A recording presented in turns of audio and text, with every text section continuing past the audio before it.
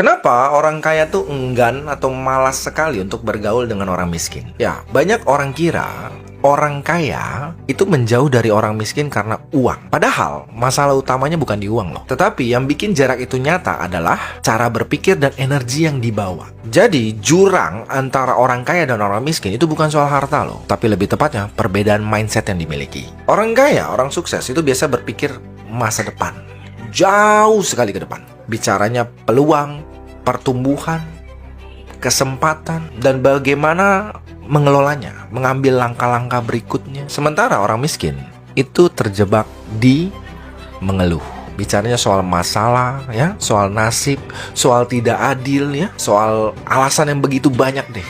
Jadi ketika ada dua orang nih duduk bareng, yang satu kaya, yang satu miskin, yang satu bicaranya keterbatasan. Dan akhirnya jarak itu muncul dengan sendirinya. Bukan karena sombong, tetapi karena memang gak nyambung. Dan juga orang kaya itu sangat menjaga energi mereka loh. Bukan karena mereka selalu positif, tetapi karena mereka sadar lingkaran yang penuh keluhan pelan-pelan itu menguras daya pikir, menguras daya juang. Jadi mereka sangat selektif soal lingkungan. Bukan cari status, tapi lebih tepatnya mencari arah yang jelas. Karena lingkungan menentukan cara berpikir, dan cara berpikir menentukan hidup lu kemana tuh arahnya. Dan satu hal yang paling dihargai sama orang sukses itu adalah tindakan. Karena semua orang punya masalah toh. Bedanya ada yang cari solusi, ada yang cari alasan. Makanya banyak orang kaya mau bantu siapapun kok, asal orang ini mau bergerak. Dan persahabatan sejati di antara orang kaya ini sebenarnya ya bukan dibangun atas uang, tapi di atas nilai-nilai, nilai integritas, ya,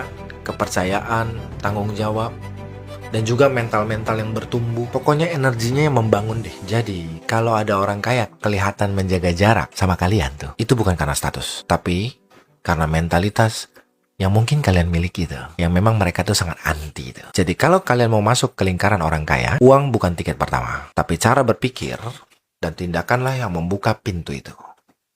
See you there.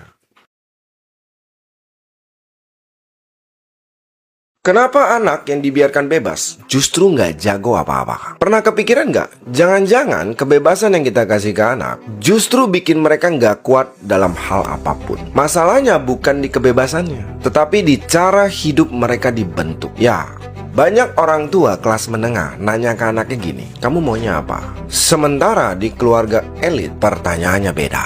Mereka nggak nanya ke anak, mereka mutusin hal-hal yang memang penting untuk mereka. Dan di rumah-rumah keluarga elit itu ada hal-hal yang gak biasa pada umumnya, seperti wajib piano, wajib olahraga, wajib catur, wajib bahasa. Berbagai bahasa harus dipelajari. Buat orang yang gak paham, ini kelihatannya keras ya, tapi buat mereka yang paham, ini strategi. Karena mereka gak lihat hobi sebagai sebuah hiburan, mereka lihat hobi itu sebagai sebuah program mental. Seperti piano. Piano itu melatih fokus dan juga pola. Sedangkan catur melatih cara otak berpikir strategis. Dan olahraga melatih daya tahan fisik. Dan tentunya ini bukan sekedar aktivitas, ini keunggulan. Karena pengulangan yang terus-menerus membentuk struktur di otak. Ya, dan struktur itu membangun disiplin. Dan disiplin membangun kompetensi. Dan akhirnya kompetensi melahirkan kepercayaan diri, yang nantinya membuka segala peluang. Karena sejatinya setiap latihan yang dipaksa itu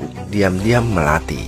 Melatih apa? Melatih konsistensi, tahan akan setiap tekanan, dan juga berpikir jangka panjang. Sementara banyak anak lain yang kerjanya cuma ngisi waktu. Dan banyak orang bilang latihan yang begitu banyak untuk seanak itu matiin waktu bebas anak, matiin kreativitas anak. Padahal kenyataannya justru terbalik. Struktur di masa kecil melahirkan kebebasan di masa mereka dewasa. Karena kebebasan tanpa pondasi, ujung-ujungnya nggak ada arah dan akan ambruk. Banyak orang tua kelas menengah percaya bahwa passion itu datang dulu. Tetapi di keluarga elit tahu satu hal, passion itu ngikutin kompetensi lu. Karena pada akhirnya lu nggak akan cinta sesuatu yang memang lu payah di situ. Lu akan cinta sesuatu yang memang lu kuasai. Dan kenyataannya, anak yang nyoba semuanya seringkali nggak akan jago apa-apa. Yang mereka dapat cuma apa?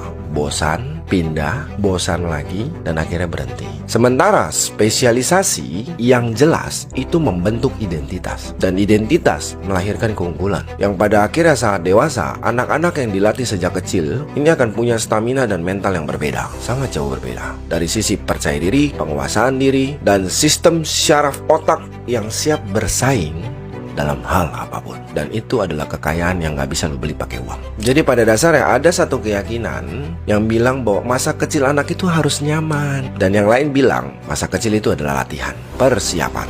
Dan keluarga elit tahu satu hal, mereka sedang mempersiapkan anak mereka untuk menjadi orang dewasa yang menguasai lapangan, bukanlah sebaliknya membesarkan orang dewasa yang hanya mengejar kenyamanan.